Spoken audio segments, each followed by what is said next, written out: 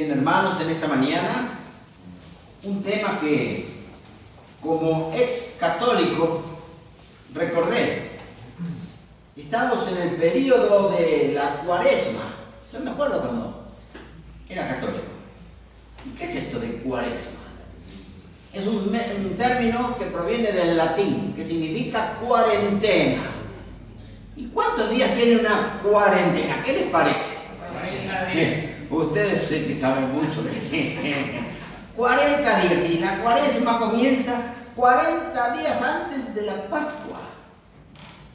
Y es aquí que recuerdo, como católico que era, que comenzado este periodo particular, se nos decía que no había que hacer determinadas cosas, y sí había que hacer otras cosas. Y resulta que en el siglo VIII de nuestra era, un tal San Ambrosio propuso al Papa que el hecho de comer carne en el periodo de la Cuaresma era un pecado casi mortal. Uno se iba derechito al infierno por comer carne. Pero la gente algo tenía que comer, entonces dijo, bueno, que coman qué cosa. Pescado. Y de ahí proviene del siglo VIII, miren ustedes, esta costumbre dentro del catolicismo que después pasó a las poblaciones. Pero vamos a ver qué nos dice la palabra del Señor respecto a esto. Y algunos dicen, no, el ayuno es importante y necesario. Argumentan los que son proclives a aceptar esto de la Cuaresma. Porque Moisés, ¿qué hizo? Ayunó. Dicen, ¿y saben quién otro ayunó también? Dice la Biblia. El Señor Jesucristo. ¿Recuerdan cuando fue al desierto? ¿Cuántos días pasó sin comer ni tomar agua? Pero es de aquí que ese argumento no es válido, porque tanto Moisés como el Señor Jesucristo ayunaron en un periodo particular y especial único, que no se volvió a repetir ni lo siguen haciendo. Cuando la Cuaresma se repite y se hace todos los años. Entonces, no es valedero como de repente tratan de extraer de la Biblia un argumento que no es argumento en definitiva cuando uno lo analiza y lo estudia. Pero veamos, ¿qué nos aconseja la palabra del Señor respecto a esto? En Colosenses capítulo 2. No, en Timoteo, vamos a buscar Timoteo primero. En Timoteo, capítulo 4. Luego iremos a Colosenses. Timoteo capítulo 4, dice, primera Timoteo, sí, muchas gracias por soplarme, el abuelito se olvida de algunas cosas. Primera Timoteo 4, escribía el apóstol Pablo dirigía esta carta a su ayudante, Timoteo, al que amaba como un hijo. Empero el Espíritu dice manifiestamente el versículo 1, que en los venideros tiempos, en los tiempos finales, algunos apostatarán de la fe. Y apostatar significa apartarse de un camino recto. Y apostatar de la fe significa apartarse de la fe. Algunos apostatarán de la fe, escuchando a espíritus de error. Yo mismo me aturbo, disculpen. Y a espíritus de demonios, que con hipocresía hablarán mentira, teniendo cauterizada la conciencia. Y sigue diciendo lo que harán estos hombres en el último tiempo, que prohibirán casarse, por ejemplo, y mandarán a abstenerse de ciertas comidas o viandas que Dios crió. Y fíjense, si no se refiere esto precisamente a la costumbre pagana de la Cuaresma. Sí, es una costumbre pagana. Fíjense ustedes. Y bueno, queridos, estamos en ese tiempo donde a los hombres, y yo le dije un día al cura donde yo iba cuando niño, padre, pero porque mi padre me instigó, decir esto al cura, a ver qué te dice. Entonces, mi padre no iba a la iglesia, pero yo sí. Padre, ¿sabe una cosa? Yo por un tratamiento médico tengo que comer carne. ¿Qué hago? No hay problema, niño. No hay problema. Poné tanto de ofrenda y estás absuelto del problema que te generaría comer carne si no venís y me decís y quedás absuelto. Entonces, poniendo plata, ¿qué? Yo quedaba liberado de esa carga tremenda que era que mi alma se va al infierno si como carne. Entonces dije yo de niño, pero al final esto es un negocio. Y mi padre me dijo, ¿viste, nene? Porque yo no voy, me decía mi viejo. Era un negocio. Y a San Ambrosio se le ocurrió eso. Pero ¿qué ocurrió, queridos? La palabra de Dios es bien clara. Y ahora sí, buscamos en Romanos capítulo 14. Romanos 14. Leemos lo que el apóstol Pablo escribía para que tengamos en cuenta el consejo apostólico. Romanos 14, el versículo 17. Dice la palabra de Dios. El reino de Dios no es comida ni bebida, sino justicia y paz y gozo en el Espíritu Santo. O sea que las cosas del reino eterno no tienen nada que ver con lo que comamos o bebamos. Entonces, ¿cómo se va a perder mi alma si como o bebo determinada cosa? El reino de Dios no es comida ni bebida. Entonces, querido, acá hay un problema serio. Hay un problema serio. Pero la venia sacerdotal, si aportaba, me liberaba de lo que me decía. Te vas al infierno. Puedo comer tranquilo. Y no me voy al infierno. Pero ¿saben qué, hermano? Pueden comer tranquilo ustedes. Sin poner ninguna platita. Porque el reino de Dios no es comida ni bebida. Y sí, en los últimos tiempos se levantarían aquellos que prohibirían, entre otras cosas, comer o beber determinados alimentos y bebidas. Entonces estamos en esos tiempos y tenemos que estar muy en alerta. El apóstol Pablo también en la carta a los Corintios, observen ahora en el capítulo 10 de 1 Corintios, capítulo 10, 1 Corintios capítulo 10, leemos lo que la palabra del Señor nos enseña al respecto. En el versículo 25 del capítulo 10, dice así la palabra del Señor.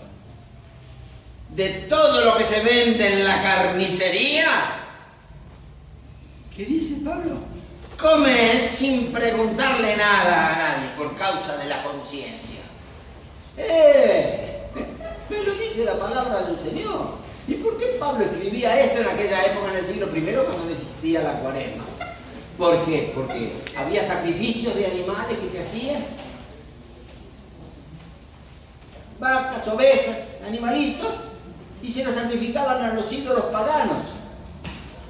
¿Y qué hacían con esa carne? La vendían, pero más barata, porque como ya había cumplido su ritual de sacrificio, entonces no la podían comer los que correspondían a esos cultos paganos.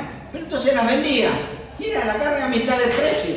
Entonces los cristianos, ¿qué hacían? Compraban de esa carne que había sido sacrificada a los ídolos. Entonces, ¡oh, horror! Están comiendo carne sacrificada a los ídolos.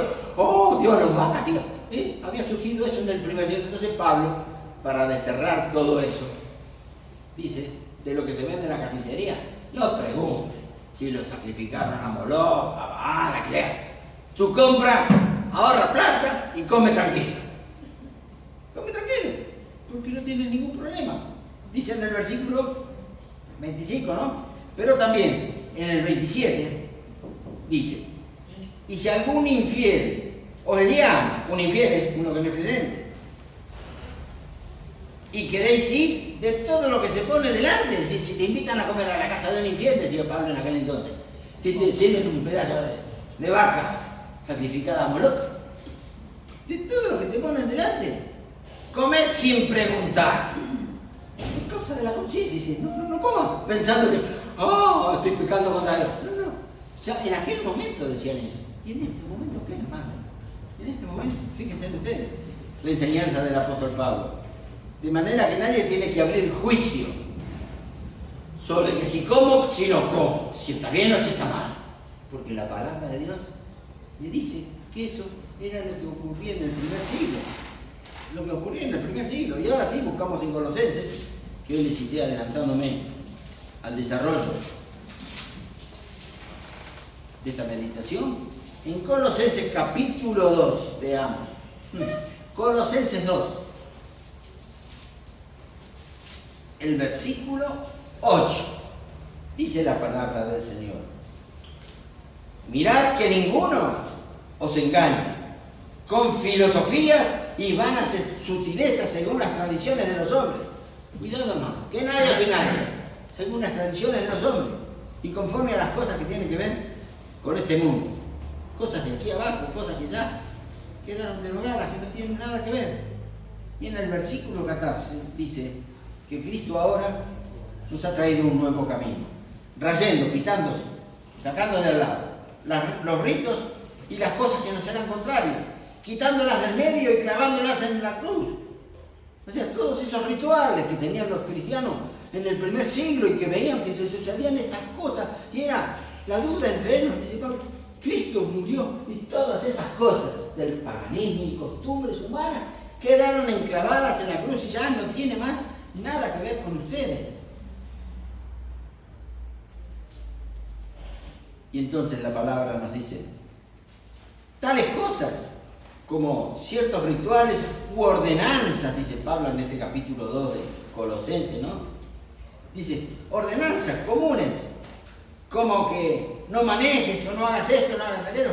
Todo eso viene bien con relación a este mundo y a las cosas de aquí abajo. Por ejemplo, viene bien no andes con tu coche a contramano, ¿no? ¿Por qué viene bien? Porque si no, si esas son ordenanzas, pero tienen que ver con las cosas de acá abajo, nada que ver con las cosas de la tierra.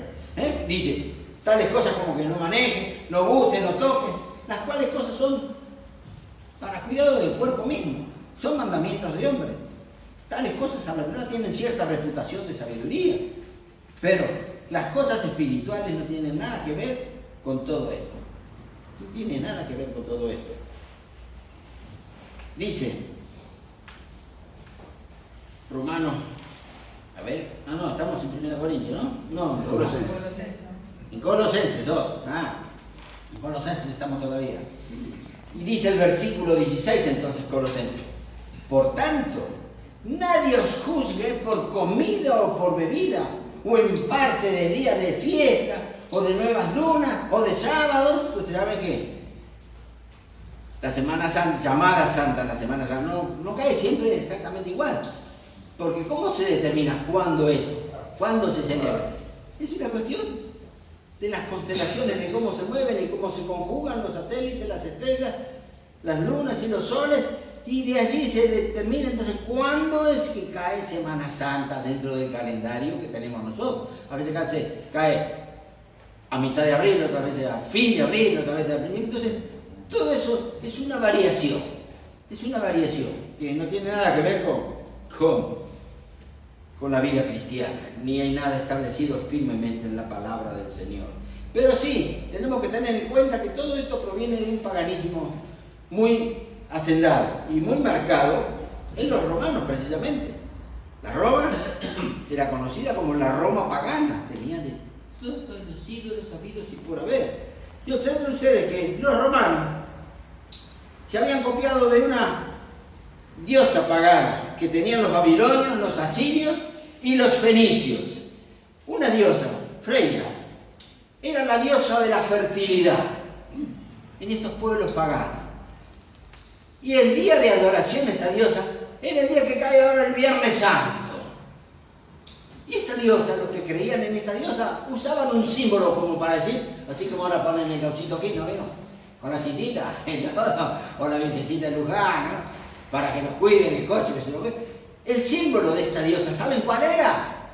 Escuchen, un pescadito, que ahora ponen en los coches los cristianos para que todos sepan que yo soy cristiano. Se están identificados con la diosa Freya, de los babilonios, de los asirios y de los, dije, ¿lo más sabía? Y de los fenicios. Era el símbolo de la diosa de los fenicios. Soy cristiano, estoy poniendo como si pusiera la imagen de la Virgen de Luján. Dice, no, porque yo soy cristiano, para que sepa que soy cristiano, pongo la Virgen de Luján en el paragolpe de mi coche. Estamos asociándonos con una diosa pagana.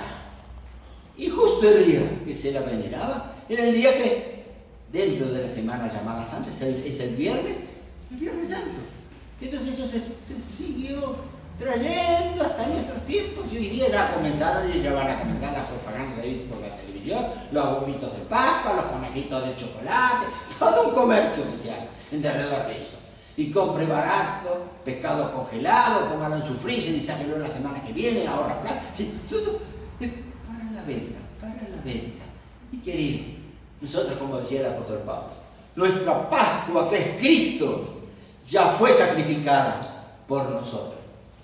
Cristo ya fue sacrificado. Sí, Señor. Nuestra regla de fe, la palabra del Señor, tiene consejos claros de enseñanzas. Por ejemplo, en Romanos 14, nuevamente volvemos, en Romanos 14, un versículo muy interesante, que hoy me lo pasé de largo. Romanos 14, dice el versículo 19, observen ustedes, el versículo 19. El versículo 19. Así que sigamos, como consejo espiritual, sigamos lo que hace a la paz y a la edificación de los unos para con los otros. Con esto de guardar ciertos días, ciertas fechas y comer determinadas cosas, hacia la edificación. Crezco espiritualmente, me acerco más a Dios. O simplemente estoy conservando una costumbre que proviene de los paganos y que yo la continúo. No, en mi hogar somos todos cristianos. Y se las enseño a mis hijos y te cuidaré de... Sigamos a lo que hace a la edificación. Yo soy edificado espiritualmente. Me acerco más a Dios, conozco más de Dios.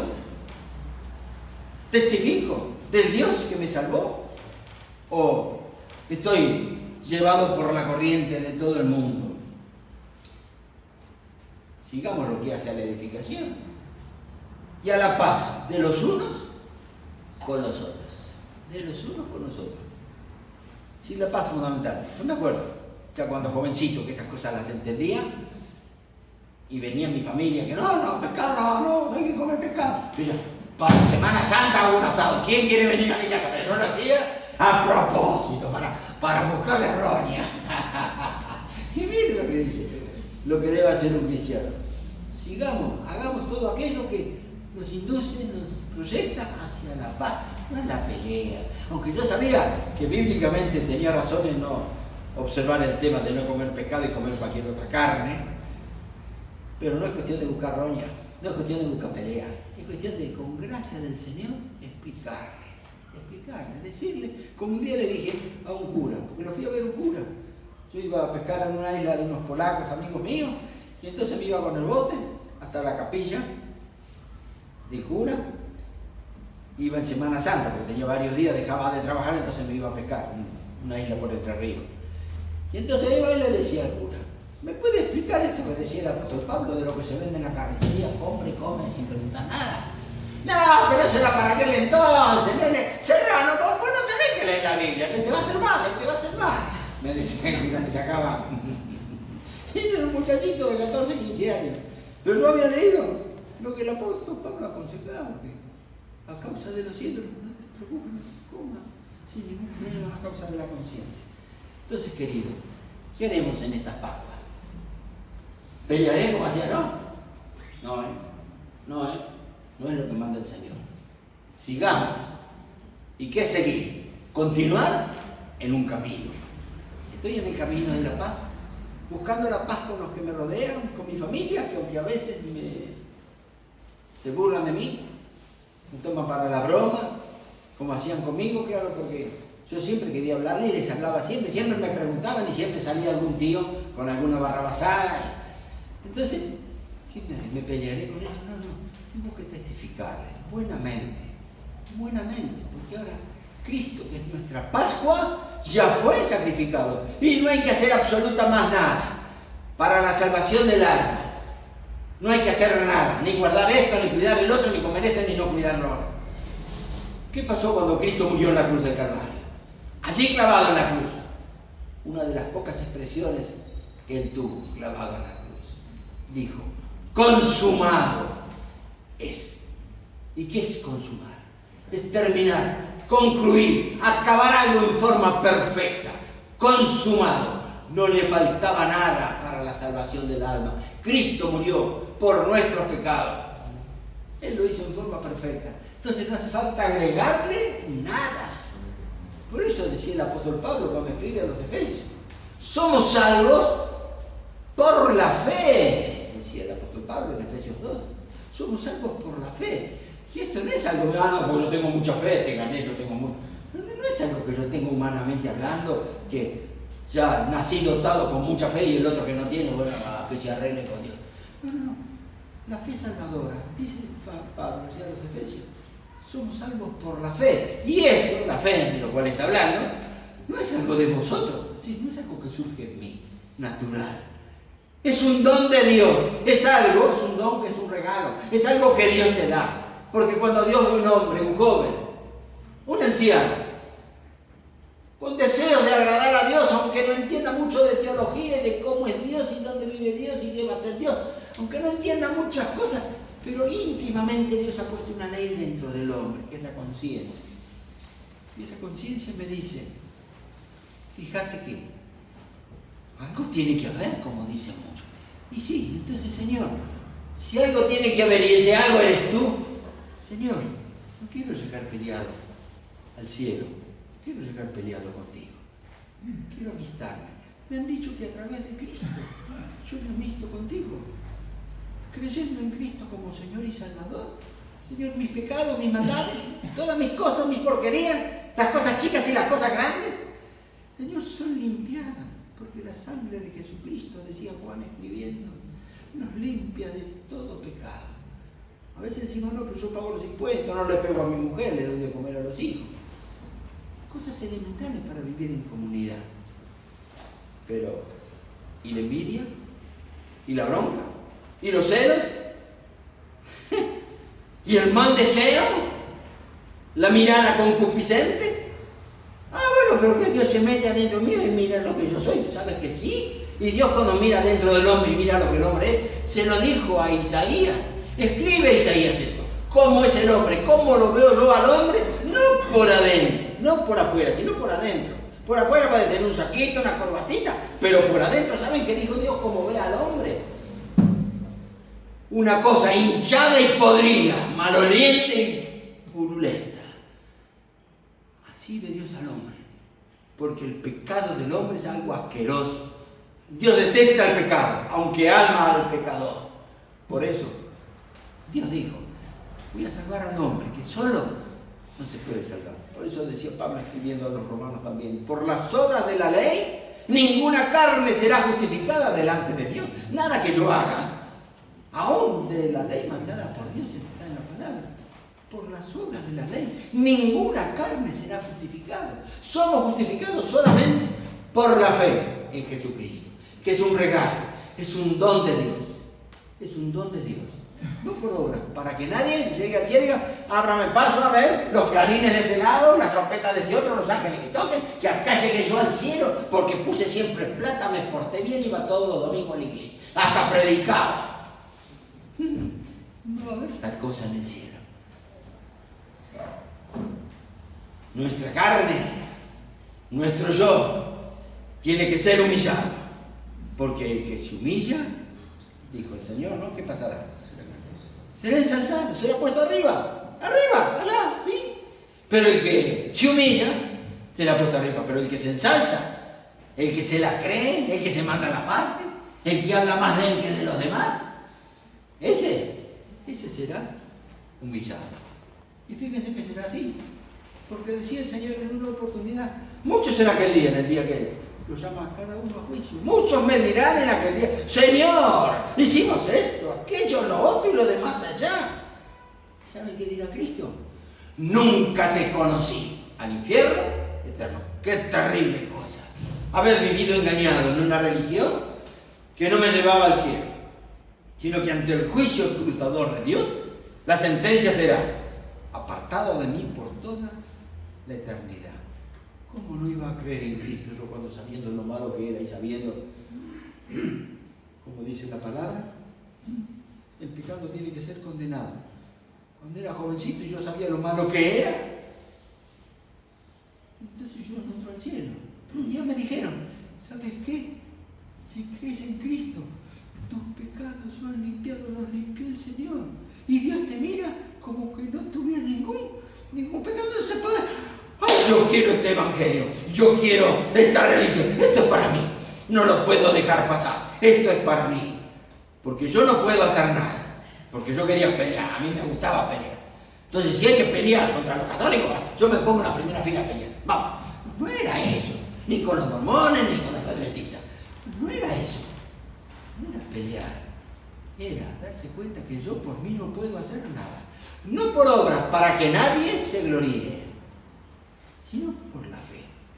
Por la fe. Señor, creo, porque tú tomas por justicia la fe de un corazón que sencillamente dice: creo.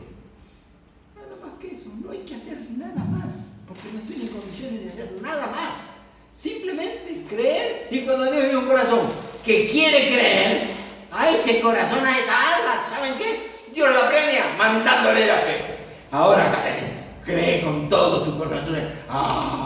Entonces uno cree. Y yo le quería predicar a todos mis compañeros de la escuela, a las maestras, a todos lados. Y los pibes. Y la maestra me agarró un día porque le hablaba a los chicos en el recreo y me veía a los 12 años.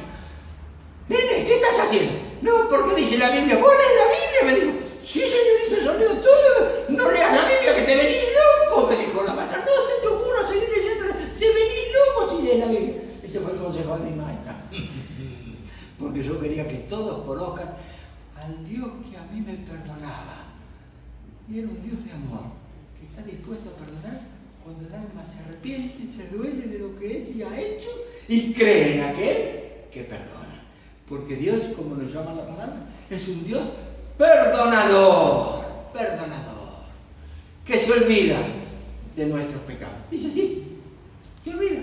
¿Saben por qué? Porque cuando uno cree en Cristo, que su sangre preciosa tiene virtud para limpiarme de toda iniquidad, mis pecados desaparecen.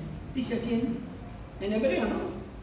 Él murió para deshacimiento del pecado, significa una cosa deshecha.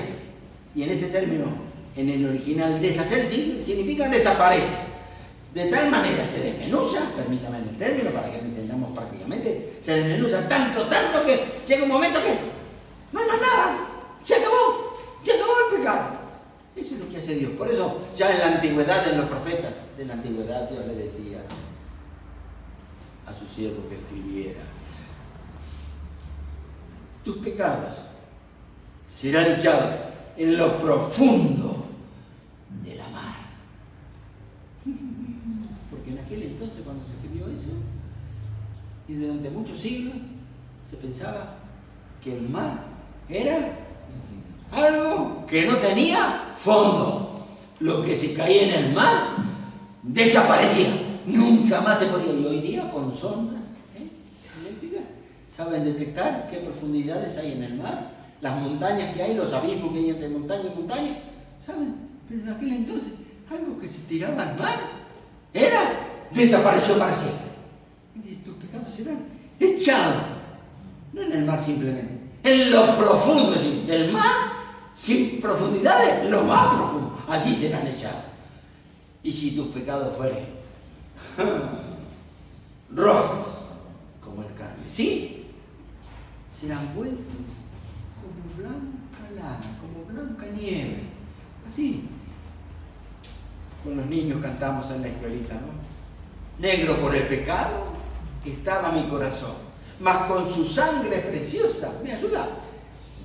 Negro por el pecado estaba mi corazón, mas por su sangre preciosa Cristo me lo lavó, y por las calles de oro alegre caminaré, pues en su palabra me dice que allí con Él estaré. Queridos, si entre nosotros hay alguien que aún no le ha dicho al Señor, Señor, reconozco que mi pecado ha manchado y mi corazón está negro, pero creo en esa sangre preciosa que puede limpiar. Creo en Cristo como Señor y Salvador. Y entonces Dios nos registra, nos anota en el libro de la vida, allí en el cielo.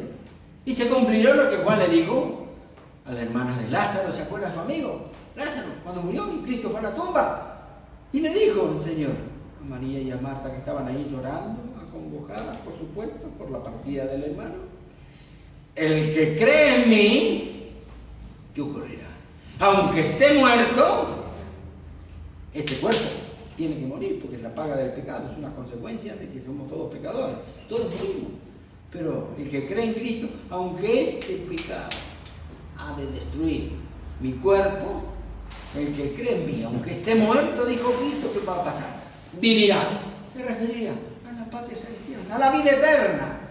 Quiera Dios que entre nosotros, todos los que aquí estamos, hayamos creído o creamos en Cristo, para que, aunque aquí esto se disuelva, tengamos la seguridad eterna de una patria junto a aquel que cuando ascendió a los cielos, ¿recuerdan ustedes?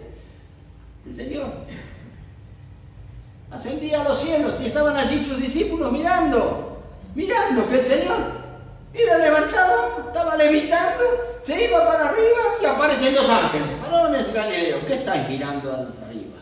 Este mismo varón que ha sido tomado de vosotros arriba a los cielos, así vendrá, como le habéis visto. Y Cristo se fue a los cielos y prometió enviar a los suyos. No se turbe vuestro corazón, ni tenga miedo. ¿Creéis en Dios? Creed también en mí, dijo Cristo. Porque en la casa de mi Padre muchas moradas hay. Voy a preparar lugar para vosotros, para que donde yo estoy, ¿vosotros qué? Vosotros también estéis. Cristo tiene un lugar para cada uno de los que ha creído en Él. Querido, qué preciosa esperanza que la calificaba Pablo cuando escribía en una de sus cartas. La esperanza bienaventurada es una esperanza que trae alegría al alma y al corazón. La esperanza de saber que tengo un lugar allí en los cielos. Esta semana pasada, yendo al kinesiólogo, por mis rodillas que están ya piden cambio, había al lado mío, ahí con el lápiz láser, también en sus rodillas. Me dice, todos nos vamos desgastando y un día se acabó todo. Entonces, yo le digo, no se acabó todo, vos sabés, se acabó todo acá, 70, 80 años. Pero ¿sabés qué? Hay una vida eterna. Y me miraba con los ojos así el muchacho. Pero ¿sabés cómo puedo hacer para tener esa vida eterna que no se acaba jamás? Y ya no habrá dolores, como dice la Biblia, ni temores, ni angustias, ni llanto.